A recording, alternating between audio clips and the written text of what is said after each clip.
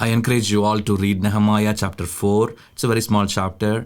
So whatever is written there, it's exactly happening right now, right before our eyes in Afghanistan. And America is also involved in a way that 1,500 people are stuck there and many other nationalities also there.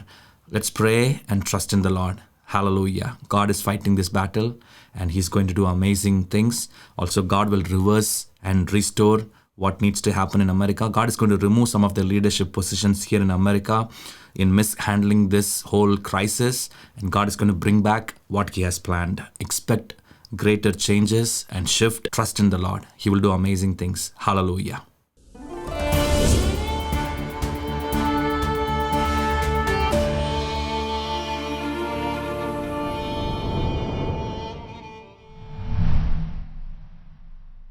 Hey everyone, this is Albert.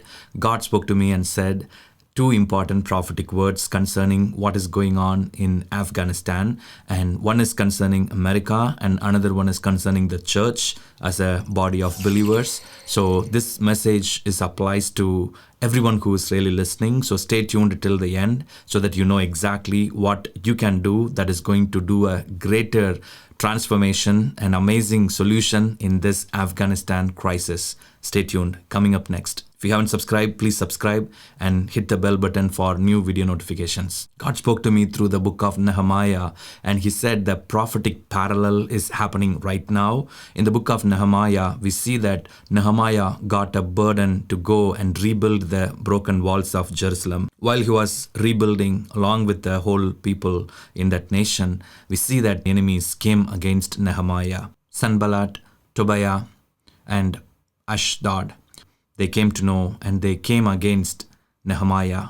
So it is like Taliban, Al-Qaeda, ISIS-K, like how there are three groups in Afghanistan right now. We see that there are entities here in the time of Nehemiah came against to attack the people who are building the wall, who are really securing the people. And that is what they are telling. And you will be amazed to see what the enemy is really telling. The enemy is telling this. Our enemies said, before they know it or see us, we will be right there among them and will kill them and put an end to the work. That's what exactly happened about this suicide bombing, that they were among the people to stop the work of evacuation. This is literally happening as you are really seeing. When God showed this passage today, the Spirit of God really made me to see this is what exactly happening today. These enemies are trying to infiltrate among the civilians, and that killed literally like 13 American soldiers and many others, close to 60 or more, the death toll just today alone, which is really devastating. I pray for everyone who lost their lives, and I pray that let there be a restoration. This is the ugly face of the enemy who comes to kill, steal, and destroy. The only solution is to completely eradicate the enemy. So what Nehemiah did to stop this attack and what the church did to stop this attack, two things they did. That's the word that I'm going to share now. First thing, Nehemiah prayed and appointed the soldiers or guards, and he separated two kind of soldiers. One is to fully focus on guarding the perimeter, and he set the boundary. The second group of people are also guards, but they were involved in the actual building of the wall. In here, in Afghanistan, there should be two level or a two layer.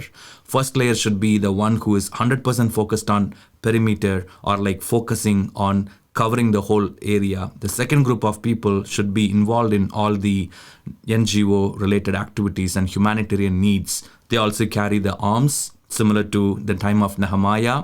But the first group of people who are outside, they have to be 100% involving in monitoring and guarding and securing the perimeter. I'm not sure if that happened because everyone is going as a soldier. They were all involved in 100% of guarding and 100% of helping as well. So easily there will be a distraction and easily the enemy can infiltrate, just like what we are reading in the Bible. So I strongly believe that the military, American military, or every nation who's involved in this evacuation process should really have a two level or two layers of security, two layers of covering, similar to the Nehemiah from the strategy that we are seeing there. And that worked great.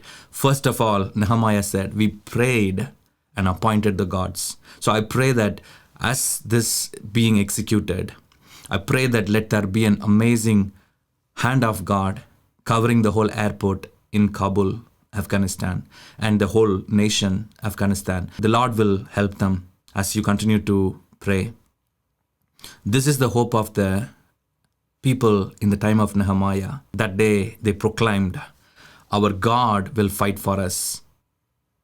No one can fight the enemies who is tactically mingle among the civilians and do a suicide bombing, just like what these three enemies in the Bible who came against Nehemiah, they openly said, this is what we are going to do.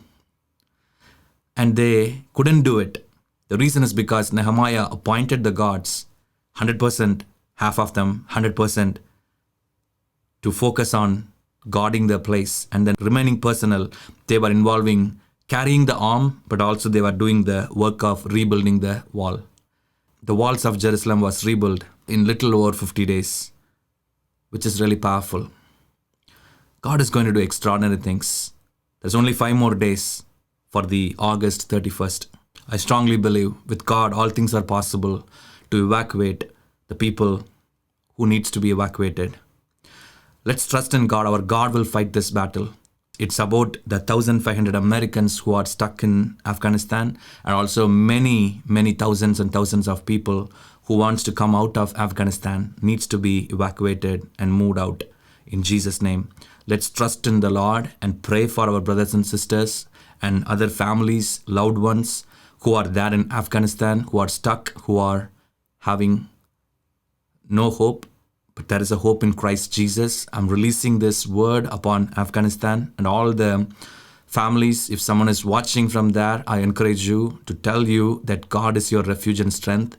Proclaim Psalm 91, the Lord will protect you.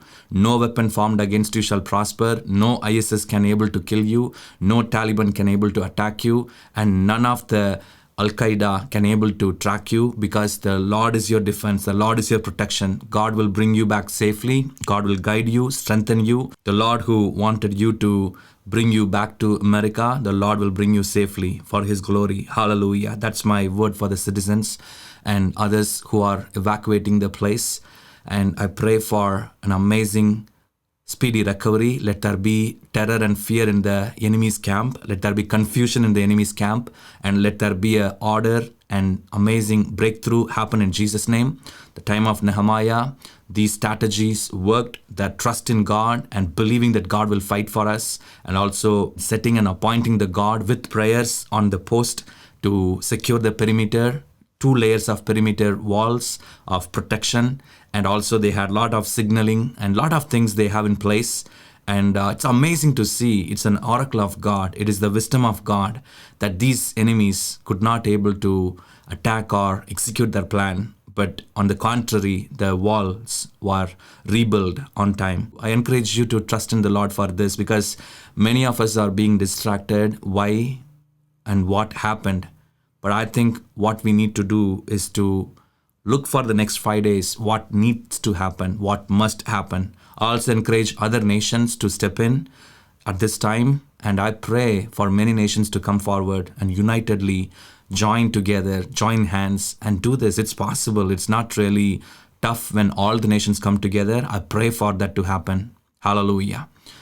Let God be glorified. And yes, and God is going to do that amazing things in your life as well. Whatever the areas you're stuck, hostage situations is what we are seeing right now, that everyone is really feeling hostage. But outside, it doesn't look like it's a hostage, but actually it is a hostage. It's like kind of a passive hostile situation, I would say. It's not an active hostile, but it's a passive hostile, which is really dangerous. At least if there is an active hostage situation, there can be a recovery and there can be an action plan. But since this is a passive and vague, that needs to be broken. We need to pray that these things be exposed and all the informations be revealed and intels be completely be shared in such a way that everyone can able to come and evacuate the Afghanistan safely. As many people who wanted to be evacuated, they should have freedom as well to evacuate out of the nation. No one should stop them.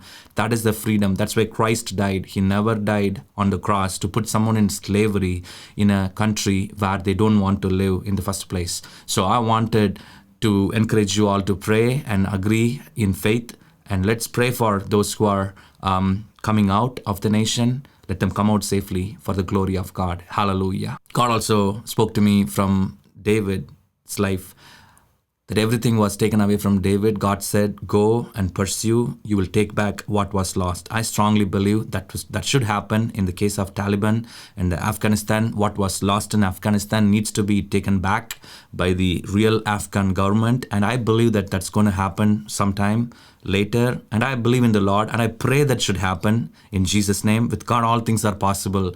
It's what you believe in the Lord for. It's what you believe and trust in the Lord for. He will operate accordingly. He will act accordingly. He will move accordingly.